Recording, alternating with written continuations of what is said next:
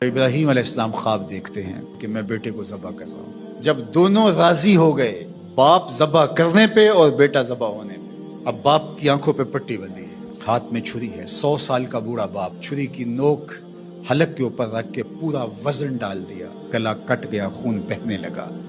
ابراہیم علیہ السلام ایک عجیب کیفیت میں، کیا کیفیت ہو سکتی ہے میرے پاس تو لفظ نہیں ہے، آنکھوں سے پٹی کھولتے ہیں تو دیکھتے ہیں کہ منظر بدلا ہوا ہے۔ بیٹا سمجھ کے جس کو ذبح کیا وہ تو دمبا تھا، اور اسماعیل علیہ السلام پاس کھڑے مسکرا رہے ہیں، اور پاس حضرت جبریل امین بھی کھڑے ہیں۔ تو بے ساختہ جناب ابراہیم علیہ السلام کی زبان پر جو لفظ آیا وہ یہ تھا، اللہ اکبر، اللہ اکبر۔